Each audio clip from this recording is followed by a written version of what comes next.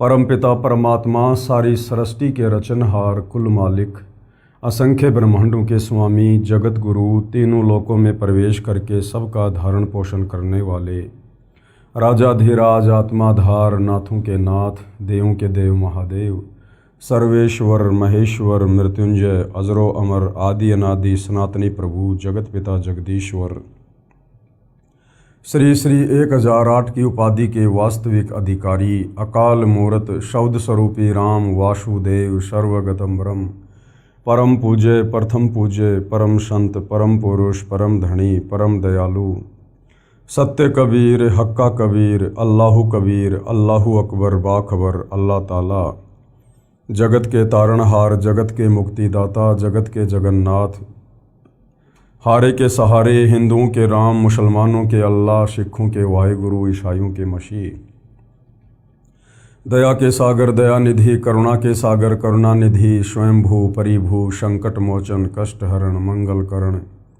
दुख भंजन अविगत कबीर निर्विकार निर्विषम परमात्मा अलय अलेख सतगुरु आदि अनादि सतगुरु असली मर्यादा पुरुषोत्तम असली राम असली कृष्ण असली घनश्याम असली मुरारी राजाओं के राजा महाराजाओं के महाराजा शहंशाहों के शहंशाह सम्राटों के सम्राट भगवानों के भगवान अल्लाहों के अल्लाह प्रभुओं के प्रभु मसीहों के मसीह सच्चे वाहिगुरु बाबाओं के बाबा पीरों के पीर सेठों के सेठ जगत सेठ सावड़सा सेठ सर्वगुण संपन्न अनंत कोटि कलाओं के स्वामी अनंत कोटि ब्रह्मांडों के नायक योगियों में महायोगी ध्यानियों में महाध्यानी सिद्धों में परम सिद्ध ज्ञानियों में तत्व ज्ञानी ब्रह्म ज्ञानी महाज्ञानी परम ज्ञानी सर्वश्रेष्ठ ज्ञानी विज्ञानी युवा कबीर समर्थ कबीर असमवात अमित ओजा सच्चे रहनुमा करीम अल्लाह सुभान अल्लाह दुनिया के अंतिम पैगंबर 8 सितंबर 1951 से गांव धनाना जिला सोनीपत हरियाणा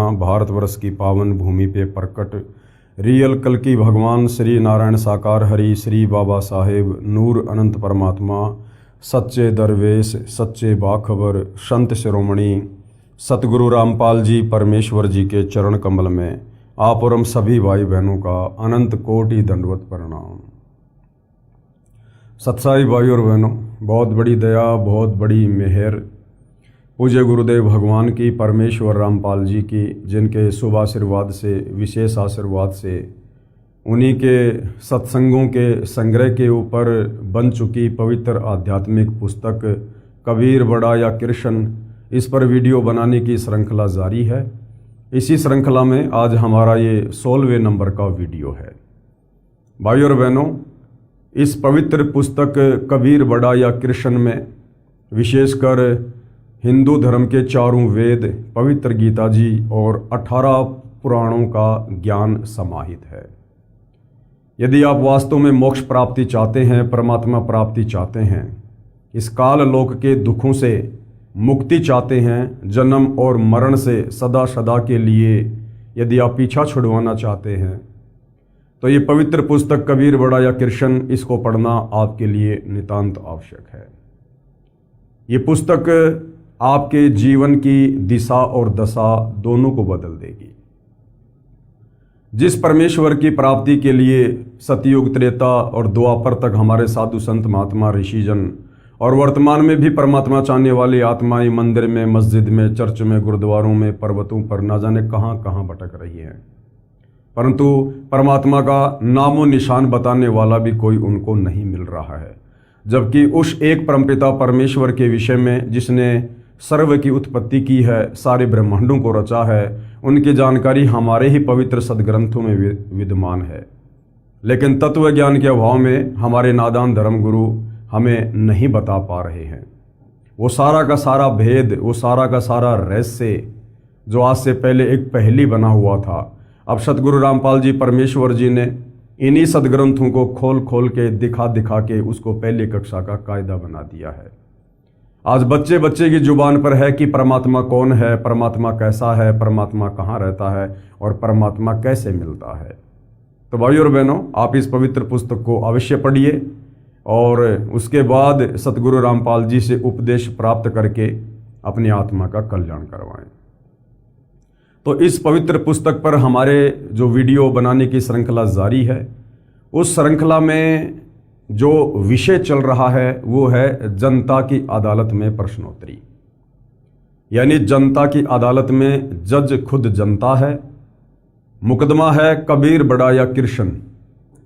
एक तरफ श्री कृष्ण और विष्णु जी के वकील के रूप में सर्व हिंदू धर्म गुरु खड़े हैं, आचार्य शंकराचार्य खड़े हैं, तो दूसरी तरफ कबीर जी की ओर से कबीर जी के वकील परम पूज्य सतगुरु रामपाल जी खड़े हैं। और श्री कृष्ण और विष्णु जी के वकील साहिबानों यानी हिंदू धर्मगुरुओं का कहना है कि श्री कृष्ण उर्फ विष्णु ही सर्व सृष्टि रचनहार हैं, यही सबके पालन करता हैं, सबके जनक हैं, सबके संहार करता हैं, और ये अजरो अमर हैं, अविनाशी हैं, इनके कोई माता पिता नहीं है। जबकि कबीर जी के वकील सतगुरु रामपाल जी ने भरी अदालत में जनता के सामने उन्हें हिंदू धर्म ग्रंथों को दिखा दिखा कर ये साबित कर दिया, प्रमाणित कर दिया पवित्र गीता जी से और श्री देवी महापुराण से, शिव महापुराण से, कि ब्रह्मा विष्णु महेश ये तीनों भाई हैं और ये तीनों जन्मते और मरते हैं। इनके माता पिता हैं, इनकी माता का नाम दुर्गा है, इनके पिता का नाम काल ब्रह्म है। ये अजरो अमर नहीं है, ये अविनाशी नहीं है, ये नाशवान भगवान है। जब जनता की अदालत में जनता ने अपनी आंखों से हिंदू धर्म ग्रंथों में सारे ये प्रमाण देखे तो जनता की रुचि अध्यात्म में बढ़ने लगी और जनता सतगुरु रामपाल जी से अध्यात्म के विषय में तरह तरह के सवाल कर रही है और उनके प्रत्येक सवाल का सतगुरु रामपाल जी हिंदू धर्म ग्रंथों से प्रमाणित जवाब दे रहे हैं। तो आज का हमारा जो टॉपिक है वो जनता का एक सवाल था। उसी सवाल को लेकर सतगुरु रामपाल जी अपना जवाब दे रहे हैं कि शास्त्र विरुद्ध साधना क्या है। शास्त्र अनुकूल साधना वो होती है जो हमारे धर्म ग्रंथों के अनुसार हमें दी जा रही हो।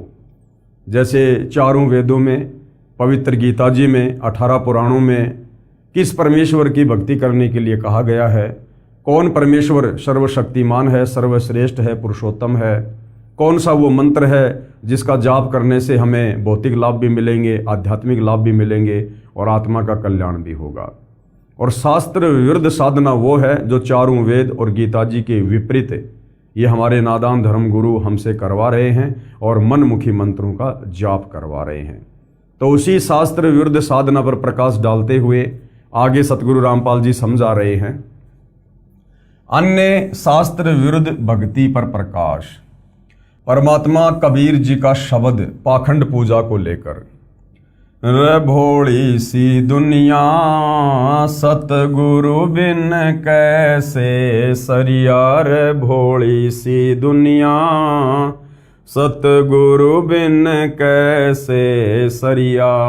सतगुरु बिन कैसे सरिया यानी बिना सतगुरु के तेरी पार कैसे बसाएगी, तेरा काम कैसे बनेगा मोक्ष वाला। भाई अपने लला के बाल उतरावे देख कैंची ना लग जइया, अपने लला के बाल उतरावे कह कैंची ना लग जइया। एक बकरी का बच्चा लेके उसका गला कटैया, रे भोली सी दुनिया सतगुरु बिन कैसे सरिया, रे भोली सी दुनिया सतगुरु बिन कैसे सरिया। भाई काचा पाका भोजन बना के माता धोकने गैया, काचा पाका भोजन बना के माता धोकने गैया। इस मूर्ति पे कुत्ता मुत वो क्यों ना मर गैया, रे भोली सी दुनिया सतगुरु बिन कैसे सरिया, रे भोली सी दुनिया सतगुरु बिन कैसे सरिया। भाई जीवित बाप से लट्ठम लट्ठा मुँहे गंग पहुँचैया, जीवित बाप से लट्ठम लट्ठा मुँहे गंग पहुँचैया। जब आवे आसोज का महीना वो कौआ बाप बनैया, रे भोली सी दुनिया सतगुरु बिन कैसे सरियार भोली सी दुनिया, सतगुरु बिन कैसे सरिया। भाई पीपल पूजै जांडी पूजै सिर तुलसा कै होइया, पीपल पूजै जांडी पूजै सिर तुलसा के होइया। दूध पूत मैं खैर राखियो न्यू पूजूं सू तो यार भोली सी दुनिया, सतगुरु बिन कैसे सरियार भोली सी दुनिया, सतगुरु बिन कैसे सरिया। भाई आपे लीपे आपे पोते आप बनावे होइया, आपे लीपे आपे पोते आप बनावे होइया। उससे भोंदू पोते मांगे अकल मूल से खोइया रे भोली सी दुनिया, सतगुरु बिन कैसे सरिया रे भोली सी दुनिया, सतगुरु बिन कैसे सरिया। पति शराबी घर नित ही करत बहुत लड़ैया, पति शराबी घर पर नित ही करत बहुत लड़ैया। पत्नी 16 शुक्र व्रत करत है देही नित तुड़वैया रे भोली सी दुनिया, सतगुरु बिन कैसे सरिया रे भोली सी दुनिया, सतगुरु बिन कैसे सरिया। तज पाखंड सतनाम लोलावे सोई भव सागर से तरिया, तज पाखंड सतनाम लोलावे सोई भव सागर से तरिया। कहें कबीर मिले गुरुपुरा शो परिवार उधरिया रे भोली सी दुनिया, सतगुरु बिन कैसे सरिया रे भोली सी दुनिया, सतगुरु बिन कैसे सरिया। अब आगे पूज्य गुरुदेव परमेश्वर रामपाल जी ने प्रत्येक वाणी का सरलार्थ करके समझाया है कि इन नादान धर्म गुरुओं ने किस प्रकार से समाज में शास्त्र विरुद्ध साधना के चलते पाखंड फैला रखा है। शब्दार्थ, परमेश्वर कबीर जी ने अंधश्रद्धा भक्ति करने वाले तत्व ज्ञानहीन जनता जनों को उनके द्वारा की जा रही शास्त्र विरुद्ध साधना यानी उपासना को तर्क करके लाभ रहित यानी व्यर्थ सिद्ध किया है और कहा है, हे भोली जनता, गुरु के बिना आपका कोई भी आध्यात्मिक कार्य नहीं सरेगा यानी सिद्ध नहीं होगा। और वाणी संख्या 1 में परमेश्वर जी ने क्या बताया, भाई अपने लला के बाल उतरावे कह कैची ना लग जइया, अपने लला के बाल उतरावे कह कैची ना लग जइया। एक बकरी का बच्चा लेके उसका गला कटैया रे भोली सी दुनिया, सतगुरु बिन कैसे सरिया रे भोली सी दुनिया, सतगुरु बिन कैसे सरिया। शास्त्र विधि त्याग कर मनमाना आचरण करने के लिए अज्ञानी गुरुओं द्वारा भ्रमित अंध श्रद्धालु माता अपने नवजात बच्चे को लेकर अपने इष्ट देव देवी के मंदिर में जाती है। आन उपासकों द्वारा बनाए शास्त्र विरुद्ध विधान अनुसार नवजात शिशु के सिर के प्रथम बार वाले बाल उतरवाती यानी कटवाती है। उन बालों को मंदिर में अपने इष्ट पर चढ़ाती है। ये मान रखा है कि इससे इष्ट देव या देवी प्रसन्न होते हैं तथा बच्चे की सदा रक्षा करते हैं। बाल काटने के लिए मंदिर में मेले के समय उपस्थित नाई के पास बाल कटवाने वालों की लाइन लगी होती है। नाई जल्दी जल्दी निपटाने के मकसद से तेजी से कैंची चलाता है। किसी किसी बच्चे को कैंची लग जाती है, बच्चा रोता है। अपने बच्चे के बाल कटवाने की बारी आते ही माता नाई को सतर्क करती है कि हे भाई नाई, ध्यान से कैंची चलाना, मेरे लला यानी बालक बेटे का कच्चा सिर है, कहीं कैंची ना लग जाए। बच्चे के कटे हुए बालों को कपड़े में बांधकर मंदिर में चढ़ा देती है। पुजारी उसको खोलकर एक खाली कट्टे में डालता रहता है और मेला समाप्त होने के बाद उन बालों को दूर कचरे के ढेर में डाल देता है। बाल मंदिर में चढ़ाने के पश्चात इष्ट को बकरे की बलि दी जाती है, जो पहले से ही अपने होने वाले बच्चे की खैर यानी रक्षा के लिए संकल्प की गई होती है। कबीर परमेश्वर जी ने इस विषय में सटीक तर्क देते हुए कहा कि हे अंधश्रद्धावान, कुछ तो विवेक कर। अपने बच्चे को तो कैंची लगने से भी बचाती है, उसकी रक्षा यानी उसकी खैर के लिए बकरी के बच्चे की गर्दन कटवाते समय कुछ भी दया नहीं आई। परमात्मा का विधान है कि जो पाप किया है, बकरे की बलि दी है, वह तो तेरे को भोगना ही पड़ेगा। वह पत्थर की देवी या देव कुछ भी मदद ना तेरी ना तेरे बच्चे की कर सकती है, जो आपको भ्रम है। मासा घटे न तिल बदे, विधाता लिखे जो लेख, साचा सतगुरु मेट कर ऊपर मार दे मेख। परमपिता परमेश्वर कबीर साहिब जी ने कर्मों के अनुसार जिस आत्मा का जैसा भी प्रारब्ध बना दिया है, उसमें एक तिल के दाने जितनी ना तो बढ़ोतरी हो सकती है और ना ही राई के दाने के जितना कुछ जो है वो कम हो सकता है। कुछ नहीं कर सकते ना ब्रह्मा विष्णु महेश, ना दुर्गा, ना काल, ना अन्य कोई देवी देवता। चेंज हो सकता है कब? जब वही कबीर परमात्मा जिसने वो प्रारब्ध बनाया है, जिसने वो भाग्य लिखा है, जब वही कबीर परमेश्वर धरती पर तत्वदर्शी संत के रूप में प्रकट होते हैं और यदि उनके ज्ञान को समझकर हम उनकी शरण में जाकर मर्यादा में रहकर भक्ति करते हैं, तो हमारे भाग्य में लिखी मौत को भी वो परमेश्वर टाल देगा, क्योंकि वो सर्वशक्तिमान है, वो समर्थ है। इसलिए कहते हैं मासा घटे न तिल बदे, विधाता लिखे जो लेख, पर साचा सतगुरु मेट कर ऊपर मार दे मेख। तो इन नादान धर्मगुरुओं के बहकावे में आकर कि अपनी इष्ट देवी या देव के धाम पर जाकर बाल कटवाने से या कोई बलि चढ़ाने से आपके बच्चे की रक्षा होगी, उसका भविष्य सुधर जाएगा, ऐसा कुछ भी नहीं है। जो उसके भाग्य में है वो उसको मिलना ही मिलना है, बल्कि उसने तो बकरी का बच्चा बलि चढ़ाकर और ज्यादा अपने कर्म बिगाड़ लिए, पाप कर्म मोल ले लिए। गुरुदेव कह रहे हैं विचार करें, यदि वहां उस मंदिर में वास्तव में देवी या देव होता और आप उसके घर में बाल डालते, तो इसी बात पर आपसे नाराज होकर दंड देते। देवी देवता सभ्य और शाकाहारी नेक प्रवृत्ति के होते हैं, वे कभी मांस, मदिरा तथा अन्य नशीली वस्तुओं का सेवन नहीं करते। पुजारी उन बालों को फेंक देते हैं, क्या वे बाल बैंक में जमा करवाने के योग्य होते हैं?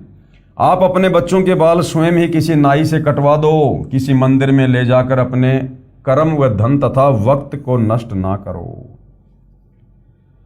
पूर्ण गुरु से शिक्षा लो यानी आध्यात्मिक ज्ञान सुनो तथा दीक्षा लो यानी गुरु बनाकर शास्त्र वर्णित साधना करके पापों से मुक्ति पाओ तथा मोक्ष कराओ। और वह पूर्ण गुरु, वह तत्वदर्शी गुरु आज वर्तमान में धरती पर सतगुरु रामपाल जी हैं। इनकी शरण में आकर ही आप अपने भाग्य में लिखे कर्मों से भी बच सकते हो और अपने जीवन को सुखी बना सकते हो। आगे क्या बताया परमेश्वर जी ने?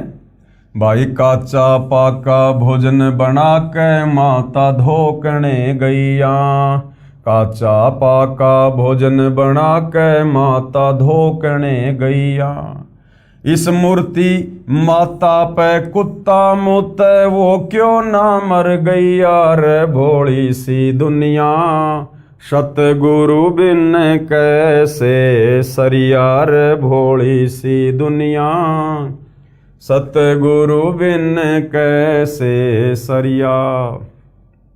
भावार्थ, आन उपासना की अन्य विधि ये भी है कि गांव या नगर के बाहर किसी वृक्ष के नीचे तने से सटाकर या किसी ऊंचे स्थान पर बिना पेड़ के ही 10 फुट लंबा चौड़ा या इससे भी छोटा चबूतरा यानी एक प्लेटफार्म बनाकर उसके ऊपर 2 फुट या 3-4 फुट ऊंचा तथा 1-1.5 फुट चौड़ा एक मंदिर नुमा घर बनाते हैं। उसे मंडी कहते हैं। वर्ष में 1 या 2 बार किसी निश्चित दिन उस देई धाम पर धोक लगाने यानी पूजा करने दादी माँ अपने पूरे परिवार को लेकर जाती है। उसे पता होता है कि जो भी भोजन इष्ट के लिए बनाकर उस मंडी में रखते हैं उसे कुत्ते खाते हैं। वह बुढ़िया अपनी पुत्र वधू से कहती है कि बेटी, आज माता की धोख लगाने मंडी पर चलना है, उसके लिए मीठा दलिया या पूड़े गुलगुले बना ले। पुत्र वधू माता का भोग तैयार करने लग जाती है। देर तो लगती ही है, उधर से खेत या मजदूरी के लिए जाने का समय भी हो जाता है। बुढ़िया कहती है कि बेटी, काचा पक्का बना दे, जल्दी कर, कुत्तों ने ही तो खाना है।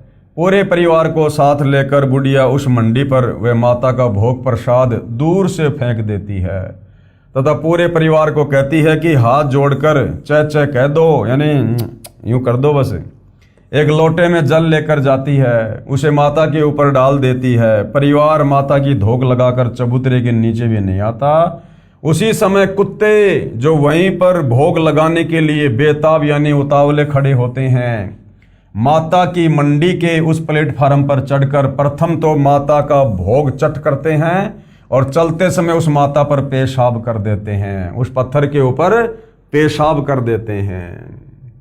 परमेश्वर कबीर जी ने इस विषय पर तर्क दिया है कि हे भोली अंधभक्ति करने वाली जनता, विचार कर, जिस मंडी वाली देवी माता की आप पूजा इसलिए करती हो कि यह मंडी में उपस्थित देवी हमारे परिवार की तथा खेती और पशुधन की रक्षा करती है। यदि उस मंडी में देवी उपस्थित होती तो उसके भोजन को कुत्ता खा गया, उसके ऊपर मूत्र की धार लगा गया। वह कुत्ता तेरी पत्थर की माता ने मारा क्यों नहीं? यदि आप भोजन कर रहे हो और कोई कुत्ता आकर आपके भोजन को खाने लगे तो आप उसको डंडे लाठी से मारोगे। यदि आपके ऊपर मूत दे तो उसकी हड्डी पसली एक कर दो। परंतु आपकी पूज्य देवी तो बहुत विवश है या उसे अधरंग लगा है, उसे भक्ति लाभ की झूठी आशा त्याग कर पूर्ण गुरु से शास्त्र विधि अनुसार सत्य भक्ति की दीक्षा व शिक्षा अर्थात ज्ञान लेकर अपना तथा परिवार का कल्याण करवाओ। अब भाई और बहनों, ये जो बातें हैं परमात्मा सांसारिक लोगों को सांसारिक तरीके से समझा रहे हैं कि यदि आप भोजन कर रहे हो, कोई कुत्ता या बिल्ली आ गया, आपकी थाली में मुंह मार दिया, तो आप उसको डंडे से मारोगे, उसकी हड्डी पसली एक कर दोगे। ये बातें आप और हमारे लिए नहीं है। हम तत्वदर्शी संत की शरण में हैं। हमें परमेश्वर ने सृष्टि रचना का ज्ञान बता दिया है, सभी जीव आत्माओं की स्थिति बता दी है कि जीव आत्मा चाहे गधे के शरीर में है, चाहे बिल्ली के शरीर में है, चाहे कुत्ते के शरीर में है, चाहे हम इंसानों के शरीर में है, हम सब एक परमपिता परमेश्वर कबीर साहिब के बच्चे हैं। और शतलोक में हमने जो गलती की थी उसकी सज़ा हम यहाँ पर लक 84 में भोग रहे हैं। अब यदि भाई और बहनों, मान लीजिए हम भगत भाई बहन खाना खा रहे हैं और गलती से या जैसे भी कोई कुत्ता या बिल्ली आकर मुंह मार देता है, तो हमने उसको लाठी डंडों से पीटना नहीं है, हमने उसकी हड्डी पसली एक नहीं करनी है। वो भोजन यदि कुत्ता या बिल्ली ने जूठा कर दिया है, वो भोजन हम प्यार से साइड में उसके लिए रख देंगे, क्योंकि वो भी भूखा है, तभी तो उसने आकर ऐसी हरकत की है। और परमात्मा कहते हैं, कहे कबीर पुकार के दोए बात लख ले, एक साहिब की बंदगी और भूखों को कछु दे। आपके दरबार पर यदि भूखा कोई इंसान आ जाए, चाहे कोई जानवर आ जाए, अपनी श्रद्धा के अनुसार, अपनी स्थिति के अनुसार उसको अवश्य कुछ खाने पीने के लिए देना चाहिए। आगे परमेश्वर पाखंड पूजा को समझाते हुए कह रहे हैं, श्राद्ध पिंडदान करें या ना करें। जनता की अदालत में मामला जारी है और जनता सतगुरु रामपाल जी से सवाल कर रही है कि ये हमारे नादान हिंदू धर्मगुरु इन्हीं धर्मशास्त्रों का हवाला देकर हमसे कहते हैं कि पिंडदान करो, अपने पूर्वजों के श्राद्ध निकालो, तो ये करना चाहिए या नहीं करना चाहिए। तो वैसे तो सारी बातें आपको पहले समझा दी गई है कि ये जो पिंडदान है ये भूत पूजा में आता है और ये जो श्राद्ध है ये पितृ पूजा में आता है। और गीता अध्याय 9 श्लोक नंबर 25 में गीता ज्ञानदाता काल ब्रह्म इस प्रकार की शास्त्र विरुद्ध साधनाओं को ना करने की सलाह दे रहा है। वाणी संख्या 3। जीवित बाप से लठम लठा मुवे गंग पोचैया। जीवित बाप से लठम लठा मुवे गंग पोचैया। जब आवे आशोज का महीना वो कौआ बाप बनैया। रे भोली सी दुनिया सतगुरु बिन कैसे सरिया रे भोली सी दुनिया, सतगुरु बिन कैसे सरिया। क्या कह रहे हैं परमात्मा? भावार्थ, परमेश्वर कबीर जी ने लोकवेद यानी दंत कथा के आधार से चल रही पितर तथा भूत पूजा पर शास्त्रोक्त अपना तर्क दिया है। कहा है कि शास्त्रोक्त अध्यात्म ज्ञान के अभाव से बेटे अपने पिता से किसी न किसी बात पर विरोध करते हैं। पिताजी अपने अनुभव के आधार से बेटे से अपने व्यवसाय में टोका टाकी कर देते हैं। पिताजी को पता होता है कि इस कार्य में पुत्र को हानि होगी, परंतु पुत्र पिता की शिक्षा कम और बाहर के व्यक्तियों की शिक्षा को अधिक महत्व देता है। उसे ज्ञान नहीं होता है कि पिता जैसा पुत्र का हमदर्द कोई नहीं हो सकता। पुत्र को जवानी और अज्ञानता के नशे के कारण शिष्टाचार का टोटा हो जाता है। पिता को पता होता है कि बेटा इस कार्य में हानि उठाएगा, परंतु पुत्र पिता की बात नहीं मानता है, उल्टा पिता को भला बुरा कहता है। पिता अपने पुत्र के नुकसान को नहीं देख सकता, वह फिर उसको आग्रह करता है कि पुत्र ऐसा ना कर, जिस कारण से जवानी के नशे से हुई सभ्यता की कमी के कारण इतने निर्लज हो जाते हैं। कई पुत्रों को देखा है जो पिता को डंडों से पीट देते हैं। वही होता है जो पिता को अंदेशा था, पिता फिर समझाता है कि आगे से ऐसा ना करना, ये हानि तो धीरे धीरे पूरी हो जाएगी। पिता पिता ही होता है, वह पुत्र या पुत्री को सुखी देखना चाहता है। आगे चलकर जो पिता भक्ति नहीं कर रहा था उसे कोई न कोई रोग बुढ़ापे में अवश्य घेर लेता है। संतान बहुत कम है जो पिता को वह प्रेम दे जो माता पिता अपने पुत्र तथा पुत्र वधू से अपेक्षा किया करते हैं। वर्तमान में वृद्धों की बेअदबी किसी से छिपी नहीं है। माता पिता वृद्ध आश्रमों या अनाथालयों में जीवन के शेष दिन पूरे कर रहे हैं, या घर पर पुत्र व पुत्र वधू के कटु वचन यानी जो कड़वे बोल हैं उनको पीकर जीवन के दिन गिन रहे हैं। कबीर जी ने कहा है कि भाई वरद हुआ जब पड़े खाट में सुने वचन खारे, बुढ़ा हो जब पड़े खाट में सुने वचन खारे, कुत्ते तावण का सुख को न्याय छाती फूकण हारे, मतलब के बिना कोई नहीं प्यारा, स्वार्थ के बिना कोई नहीं प्यारा। शब्दार्थ, वृद्ध अवस्था में शरीर निर्बल हो जाता है, आंखों की रोशनी कम हो जाती है, जिस कारण से बूढ़े माता पिता अधिक समय चारपाई पर ही व्यतीत करते हैं। एक स्त्री अपनी सासू माँ से ये कहकर कुएं या नल से पानी लेने चली गई कि आप ध्यान रखना कहीं कुत्ता घर में घुसकर नुकसान ना कर दे। बुढ़िया को दिखाई कम देता था, कुत्ता अंदर घर में घुस गया। एक लोटा 2 किलो दूध से भरा रखा था, उसको पी गया और नीचे गिरा गया। वृद्धा को दिखाई नहीं दिया। पुत्र वधू आई और कुत्ते द्वारा किए नुकसान से गुस्से में होकर बोली कि तुम्हारा यानी सास ससुर का तो इतना भी सुख नहीं रहा कि तुम कुत्तों से घर की रक्षा कर सको। तुमने मेरी छाती जला दी, यानी व्यर्थ का अनाज का खर्च पुत्र वधू को लग रहा था, जिस कारण वो कटी जली बातें कही थी। सास ससुर को अपने ऊपर व्यर्थ का भार मान रही थी।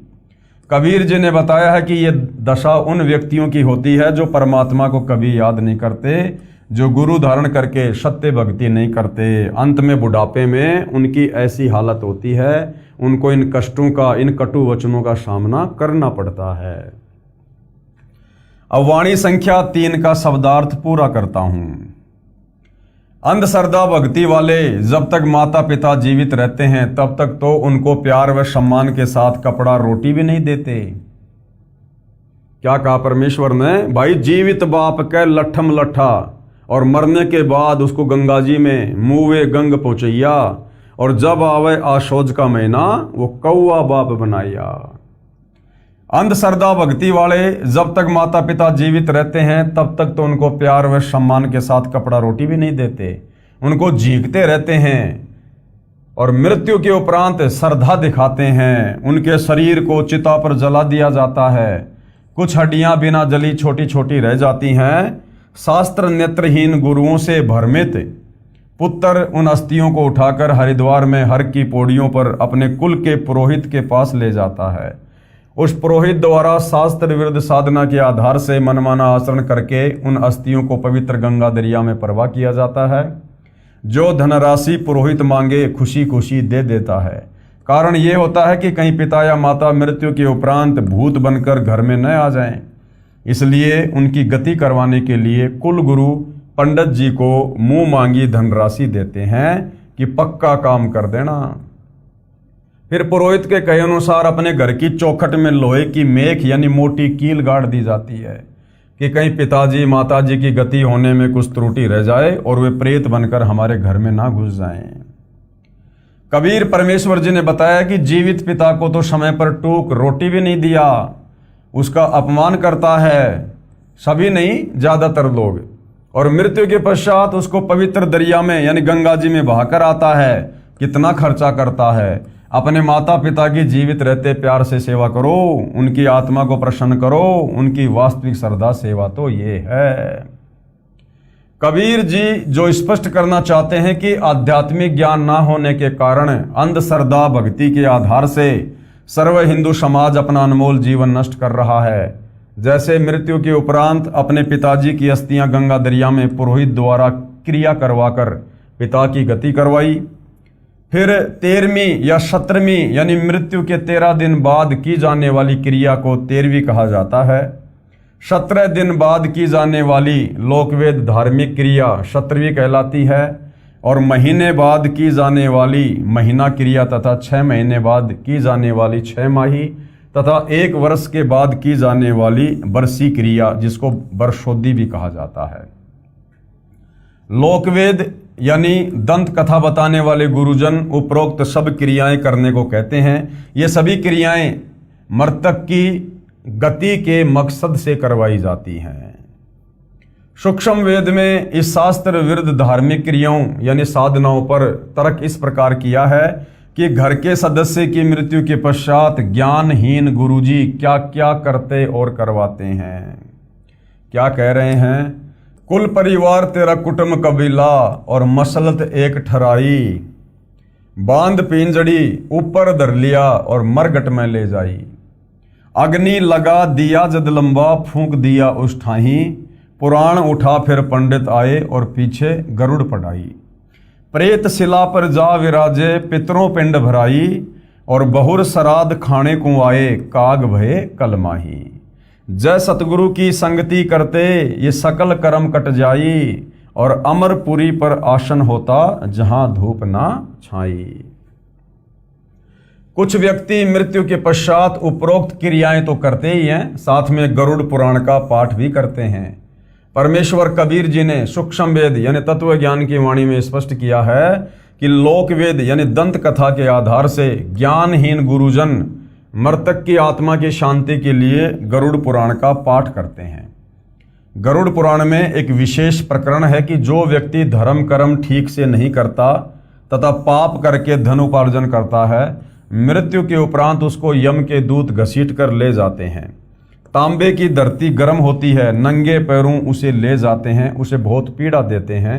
और जो शुभ कर्म करके गए होते हैं वे स्वर्ग में हलवा खीर आदि भोजन खाते दिखाई देते हैं। उस धर्म कर्महीन व्यक्ति को भूखा प्यासा रखते हैं, यानी उसको भूख प्यास सताती है। वह कहता है कि भूख लगी है, भोजन खाऊंगा। यमदूत उसको पीटते हैं और कहते हैं कि ये भोजन खाने के कर्म तो नहीं कर रखे, चल तुझे धर्मराज के पास ले चलते हैं, जैसा तेरे लिए आदेश होगा वैसा ही करेंगे। धर्मराज उसके कर्मों का लेखा देखकर कहता है कि इसे नरक में डालो, या प्रेत व पितृ वृक्ष या पशु पक्षियों की योनि दी जाती है। पितर योनि भूत प्रजाति की श्रेष्ठ योनि है। यमलोक में भूखे प्यासे रहते हैं, उनकी तृप्ति के लिए श्राद्ध निकालने की प्रथा शास्त्र विरुद्ध मनमाने आचरण के तहत शुरू की गई है। कहा जाता है कि 1 वर्ष में जब आशोज का महीना आता है तो भादवे महीने की पूर्णमासी से आशोज महीने की अमावस्या तक 16 श्राद्ध किए जाएं। जिस तिथि को जिसके परिवार के सदस्य की मृत्यु होती है उस दिन वर्ष में 1 दिन श्राद्ध किया जाए, ब्राह्मणों को भोजन करवाया जाए, जिस कारण से यमलोक में पितरों के पास भोजन पहुंच जाता है।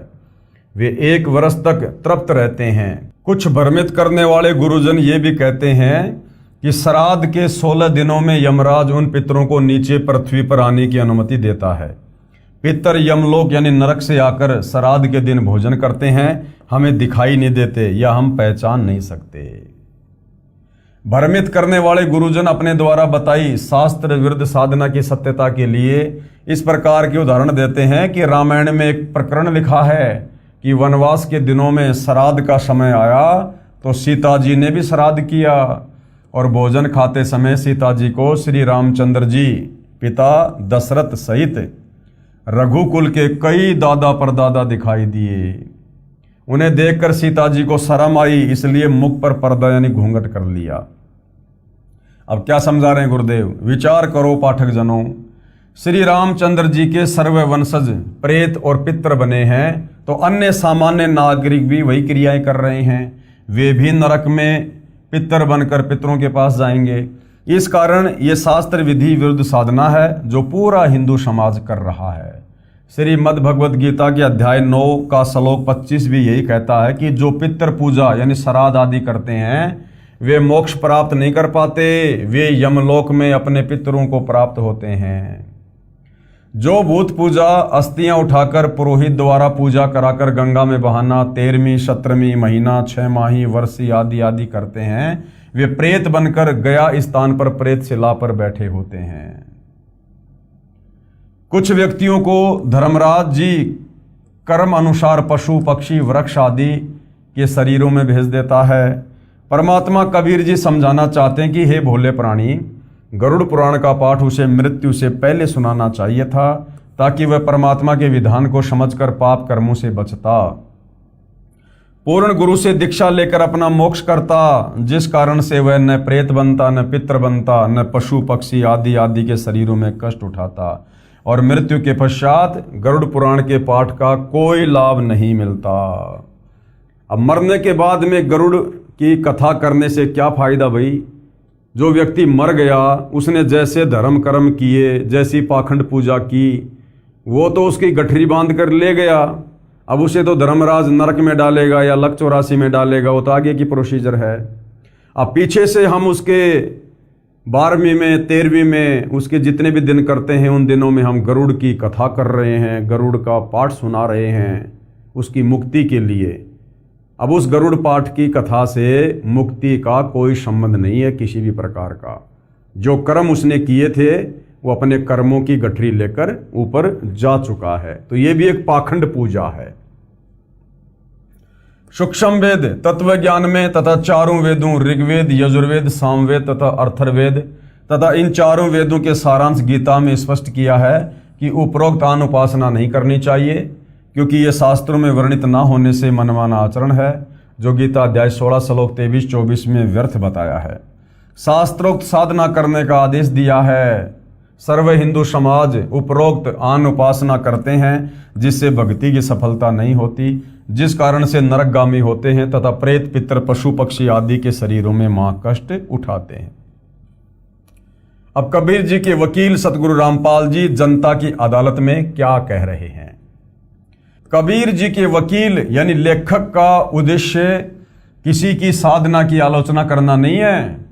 कोई ये सोचे भाई सतगुरु रामपाल जी हमारे श्राद्ध निकालने वाली, 12वीं करने वाली, 13वीं करने वाली, ये गरुड़ पुराण वाली इन साधनाओं की निंदा कर रहे हैं, ऐसा कुछ भी नहीं है। अपितु आप जी को सत्य साधना का ज्ञान करवाकर इन कष्टों से बचाना है। प्रसंग चल रहा है कि जो शास्त्र विरुद्ध साधना करते हैं उनके साथ महा धोखा हो रहा है। बताया है कि मृतक की गति यानी मोक्ष के लिए पहले तो अस्थियां उठाकर गुरुजी के द्वारा पूजा करवाकर गंगा दरिया में प्रवाहित की और बताया गया कि इसकी गति हो गई।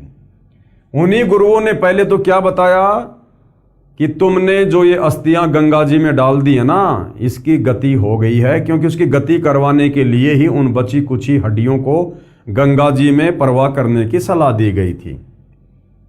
फिर उसके बाद क्या कहते हैं? उसके पश्चात 13वीं 17वीं महीना 6 माही बरसी आदि आदि क्रियाएं उसकी गति करवाने के लिए करवाई। ठीक है, उसके बाद पिंडदान किया, वो भी गति करवाने के लिए।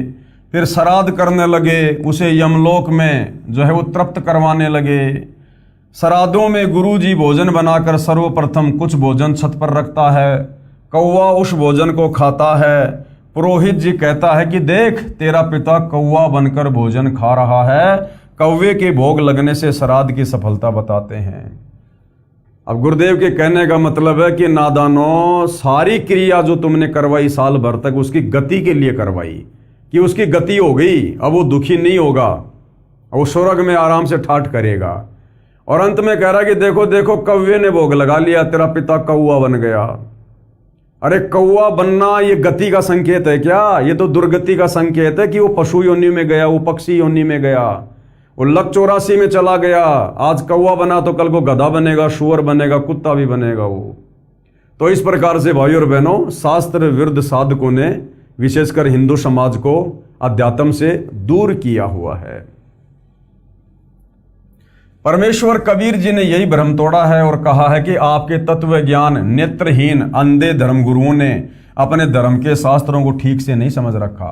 आप जी को लोकवेद यानी दंत कथा के आधार से मनमानी साधना करवाकर आप जी का जीवन नष्ट कर रहे हैं।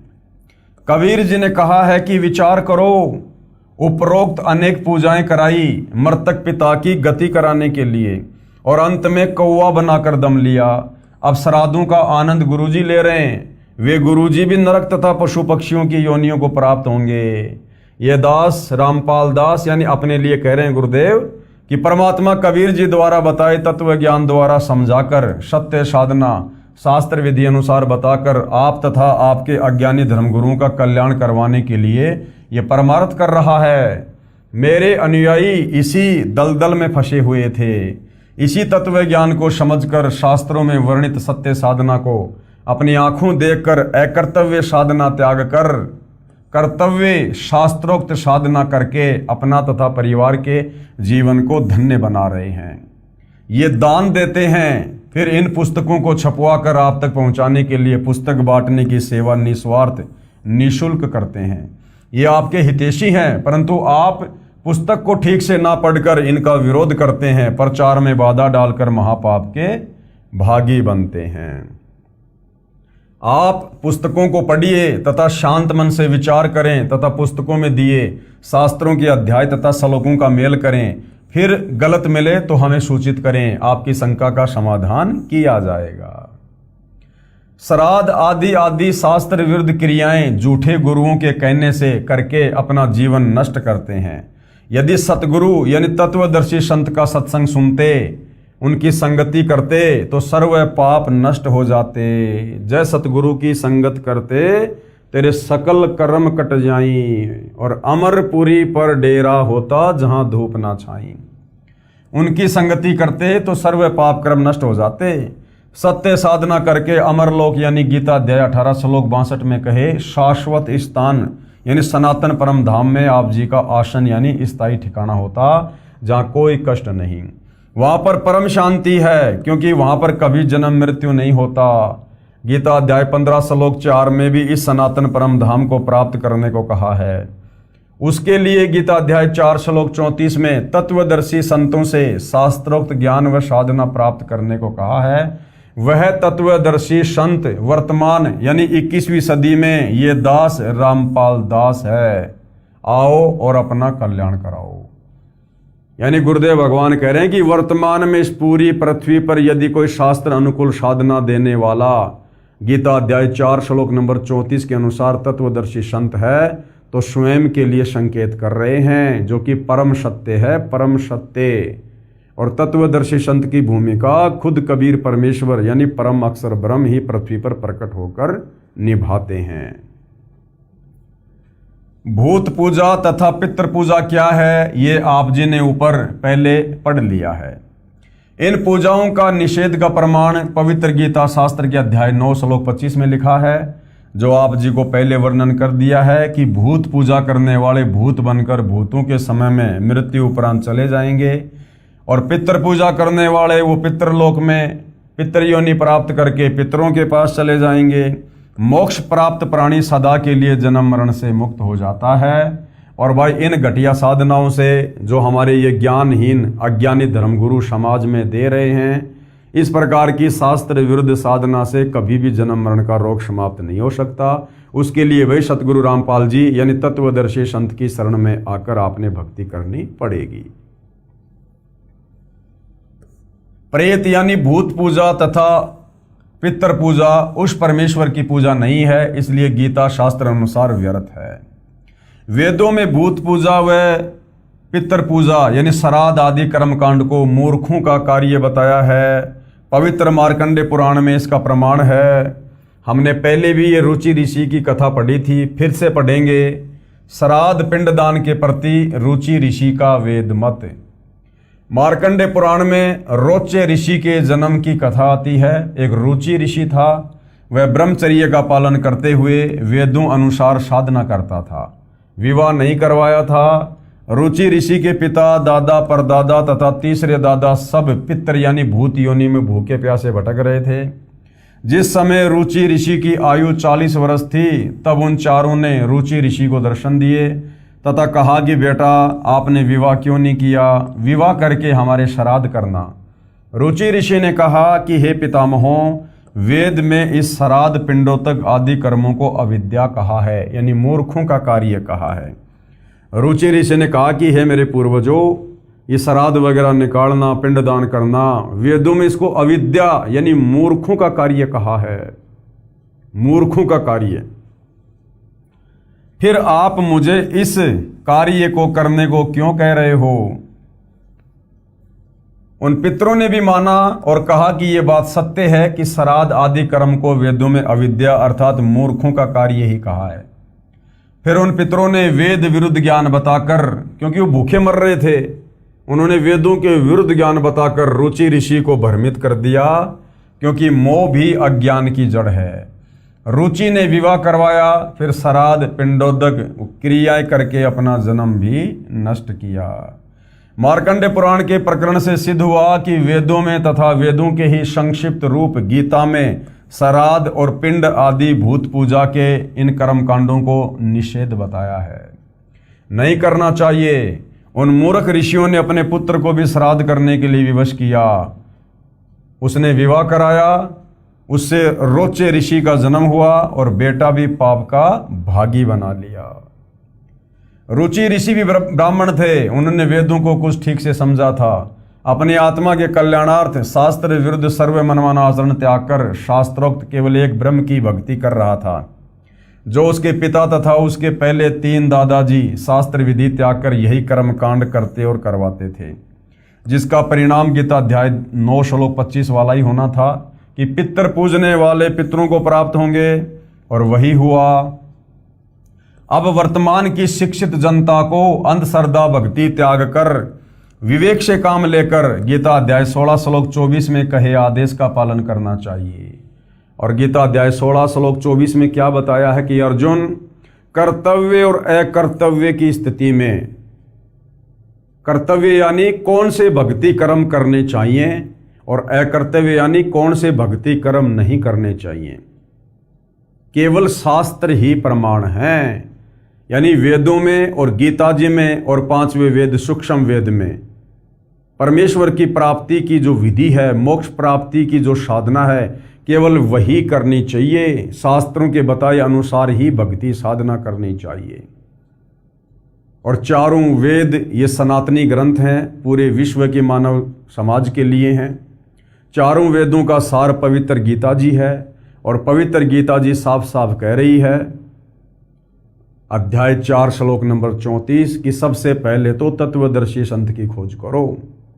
यानी बिना पूर्ण गुरु के, बिना सतगुरु के भक्ति शुरू नहीं होती है। सतगुरु भी पूर्ण होना चाहिए। आजकल गांव-गांव, नगर-नगर में लोग सतगुरु की उपाधि लेकर बैठे हुए हैं, जो सत्य के निकट भी नहीं है। तो गीता अध्याय 4 श्लोक 34 में जिस तत्वदर्शी संत का वर्णन है, सबसे पहले उसकी खोज करो। और उसकी पहचान गीता अध्याय 15 श्लोक नंबर 1 से 4 में बताई है, जो उल्टे लटके हुए संसार रूपी वृक्ष के सभी विभागों को वेद विद बता दे कि वास्तव में सर्वशक्तिमान परमात्मा कौन है, ब्रह्मा विष्णु महेश की क्या स्थिति है, उसके बाद उस तत्वदर्शी संत से उपदेश प्राप्त करके और उसके बताए अनुसार नियमों में रहकर भक्ति करने से आत्मा का कल्याण होगा। अब वर्तमान की शिक्षित जनता को अंधश्रद्धा भक्ति त्याग कर विवेक से काम लेकर गीता अध्याय 16 श्लोक 24 में कहे आदेश का पालन करना चाहिए, जिसमें कहा है कि इससे तेरे लिए अर्जुन शास्त्र ही प्रमाण है। यानी जो शास्त्रों में करने को कहा है वही करें, जो शास्त्रों में प्रमाणित नहीं है उसे त्याग दें। गीता में परमात्मा का बताया विधान है तथा पुराणों में ऋषियों का अनुभव है। यदि पुराणों में श्राद्ध आदि कर्मकांड करने को लिखा है तो वह गीता विरुद्ध होने से अमान्य है। उदाहरण दिया जा रहा है, एक व्यक्ति की दोस्ती थानेदार से थी। एक दिन उस व्यक्ति ने अपने मित्र दरोगा को बताया कि मेरे को मेरे गांव का एक दबंग व्यक्ति परेशान करता रहता है। दरोगा ने कहा कि उसको लठ मार, मैं आप निपट लूंगा, कोई मुकदमा नहीं बनने दूंगा। उस व्यक्ति ने दरोगा के आदेश अनुसार गांव के उस व्यक्ति को लठ मारा जो सिर में लगा और व्यक्ति की मृत्यु हो गई। हत्या का मुकदमा दरोगा के मित्र पर बना। उस क्षेत्र के थाने का प्रभारी होने के कारण उसी दरोगा मित्र ने मुकदमा बनाया और हत्या के कारण उसको मृत्यु दंड दिया। विचार करें, राजा का विधान है कि किसी से झगड़ा मत करो, कानूनी कार्रवाई करो। उस व्यक्ति ने अधिकारी दरोगा का आदेश पालन किया जो राजा के संविधान के विपरीत था, जिस कारण से जीवन से हाथ धो बैठा, यानी दंड का भागी बना।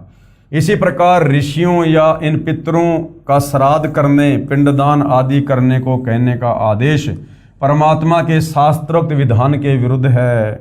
उसका पालन करने से परमात्मा का विधान भंग होने के कारण मोक्ष के स्थान पर भूत पितर पशु पक्षियों के शरीर धारण करके अनेकों कष्ट उठाते हैं। कहने का मतलब है जो सत्य साधना चारों वेदों में है और चारों वेदों का सार है पवित्र गीता जी, तो पवित्र गीता जी हमें जिस भक्ति साधना को करने की सलाह दे रही है, हमने उसी आधार से भक्ति साधना करनी चाहिए। बाकी ये श्राद्ध निकालना, ये पिंड भरना, 12वीं करना, 13वीं करना, समाधि पूजना, हड्डियों को गंगा जी में डाल के आना, ये जितने भी प्रकार के ये कर्मकांड हैं, ये सब के सब हमारे इन ऋषियों के अपने मनमुखी भक्ति कार्य हैं। यानी इन पुराणों में जो भी कुछ वेदों के विरुद्ध है या गीता जी के विरुद्ध है, उसको हमने बिल्कुल भी स्वीकार नहीं करना है, क्योंकि चारों वेद और गीता जी ये परमात्मा का विधान है और ये जितने भी 18 पुराण है ये इन ऋषि महात्माओं का अपना भक्ति अनुभव है।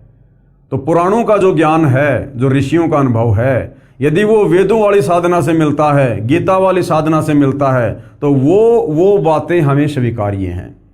और पुराणों में कही गई बातें जो गीता और वेदों के विरुद्ध हैं, उनको हमने कतई स्वीकार नहीं करना है, अन्यथा हम परमात्मा का विधान तोड़कर दंड के भागी बनेंगे। मार्कंडे पुराण में पितरों की दुर्गति का प्रमाण। जिंदा महात्मा अर्थात परमेश्वर ने धर्मदास जी से कहा, आज से 650 साल पहले जब कबीर परमेश्वर बनारस के काशी में लहरतारा तालाब पर कमल के विकसित फूल पर प्रकट हुए और लीला करते हुए बड़े हुए, आगे चलकर उन्होंने एक अच्छी आत्मा आदरणीय धर्मदास जी को अपनी शरण में लिया और धर्मदास जी को परमेश्वर ने काफ़ी कुछ ज्ञान समझाया। जब परमात्मा प्रथम बार आदरणीय धर्मदास जी को मिले तो एक जिंदा महात्मा के रूप में मिले थे। जिंदा महात्मा अर्थात परमेश्वर ने धर्मदास जी से कहा कि हे धर्मदास जी, आपने बताया कि आप भूत पूजा 13वीं 17वीं आदि भी करते हैं तथा अस्थियां उठाकर गति कराते हो और पितृ पूजा श्राद्ध आदि करना, पिंड भराना तथा देवताओं विष्णु शिव आदि की पूजा भी करते हो, जबकि गीता अध्याय 9 श्लोक 25 में गीता ज्ञानदाता ने मना किया है। संक्षिप्त मार्कंडे पुराण में माल दशा वाले प्रकरण में पेज नंबर 90 पर लिखा है, जो पितर देवलोक में हैं, जो तिर्यक योनि में पड़े हैं, जो मनुष्य योनि में एवं भूत वर्ग में अर्थात प्रेत बने हैं, वे पुण्यात्मा हो या पापात्मा, जब भूख प्यास विकल होते हैं, यानी जब वो भूख प्यास से वो तड़पते हैं, तो पिंडदान तथा जलदान द्वारा उनको तृप्त किया जाता है। पेश है मार्कंडे पुराण से संबंधित प्रकरण की फोटोकॉपी। ये देखिएगा, ये संक्षिप्त मार्कंडे पुराण है। विचार करें शास्त्र विधि त्याग कर मनमाना आचरण अर्थात मनमानी पूजा, देवों की और पितरों की, भूतों की पूजा करके प्राणी पितर व भूत प्रेत बने। यानी ये श्राद्ध निकाल कर, पिंडदान करके, देवी देवताओं की पूजा करके ये दुर्गति होती है। वे देवलोक, जो देवताओं की पूजा करके देवलोक में चले गए, वे अपने पुण्यों के समाप्त होने पर पितर रूप में रहते हैं, चाहे यमलोक में या प्रेत बने हैं, सर्व कष्ट में जीवन व्यतीत कर रहे हैं। अब जो उनकी पूजा करेगा वह भी इसी कष्टमयी योनि को प्राप्त होगा। इसलिए सर्व मानव समाज को शास्त्र विधि अनुसार साधना करनी चाहिए, जिससे उन पितरों की पितर योनि छूट जाएगी तथा साधक भी पूर्ण मोक्ष प्राप्त करेगा। अब भाइयों और बहनों, जो संतुष्टि आप अपने उन पूर्वजों की इन तत्व ज्ञानहीन नादान धर्म गुरुओं के कहने पर शास्त्र विरुद्ध साधना करके, जैसे श्राद्ध निकालना, पिंड भरना, 13वीं 12वीं समाधि पूजना आदि आदि करके भी नहीं कर सकते, अब बड़ी आसानी से जगत गुरु तत्वदर्शी सतगुरु रामपाल जी की शरण में आकर जो शत भक्ति उन्होंने हमें दी है, उस शत भक्ति को शुरू करके आप जी कर सकते हैं। यानी जब हम तत्वदर्शी संत से तत्व ज्ञान लेकर और शास्त्र अनुकूल साधना करना शुरू कर देते हैं, तो उस भक्ति का इतना बड़ा तेज है, उसका प्रताप है कि हमारे जो पूर्वज, हमारी जो पिछली 7 पीढ़ियां हैं, उन 7 पीढ़ियों तक के हमारे पूर्वज जो शास्त्र विरुद्ध साधना करने के चलते आज वर्तमान में उन भूत और उन प्रेत योनियों में कष्ट उठा रहे हैं, भूख प्यास से तड़प रहे हैं, या अन्य लक 84 योनियों में अपना कर्म भोग रहे हैं। अब यदि आप तत्वदर्शी संत सतगुरु रामपाल जी से उपदेश प्राप्त करके शास्त्र अनुकूल साधना शुरू कर देते हैं, तो उनकी वो तमाम योनियां छूट जाएंगी और उन्हें परमेश्वर मनुष्य जन्म प्रदान करेंगे, मनुष्य जन्म।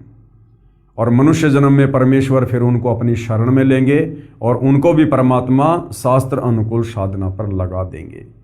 तो भाई और बहनों, अपने पूर्वजों को उन कष्टों से मुक्त करवाने का और अपनी आत्मा का आत्म कल्याण करवाने का कितना सीधा और कितना सरल शास्त्र अनुकूल समाधान सतगुरु रामपाल जी ने बता दिया है। श्री विष्णु पुराण के 3 अंश के अध्याय 14 के श्लोक 10 से 14 में श्राद्ध के विषय में श्री सनत कुमार ने कहा है कि तृतीया कार्तिक शुक्ला नवमी भाद्रपद कृष्णा त्रयोदशी तथा माघ मास की अमावस्या, इन चारों तिथियां अनंत पुण्यदायिनी हैं। चंद्रमा या सूर्य ग्रहण के समय 3 अष्टकाओं अथवा उत्तरायण या दक्षिणायन के आरंभ में जो पुरुष एकाग्रचित से पितृगणों को तिल सहित जल भी दान करता है, वह मानो 1000 वर्ष तक के लिए श्राद्ध कर लेता है।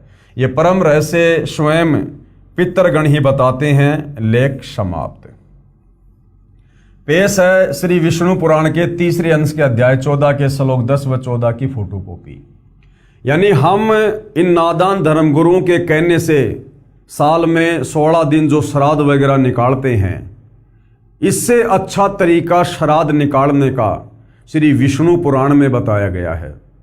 हालांकि तत्वदर्शी संत की शरण में आने के बाद हमने विष्णु पुराण के अनुसार इस विधि को भी अमल में नहीं लाना है, क्योंकि जो शास्त्र अनुकूल साधना हम तत्वदर्शी संत से लेकर शुरू कर देंगे, हमारे साधना करने से ऑटोमेटिक परमेश्वर के विधान अनुसार हमारी पिछली 7 पीढ़ियों तक के जितने भी पूर्वज हैं, वो किसी भी योनि में है, प्रेत योनि में या पितृ योनि में या पशु पक्षी योनि में, वो ऑटोमेटिक परमेश्वर की रजा से हम जो वर्तमान में शास्त्र अनुकूल साधना शुरू कर देंगे, उनकी वो तमाम योनियां छूट जाएंगी और परमेश्वर उनको मनुष्य शरीर प्रदान करते हैं।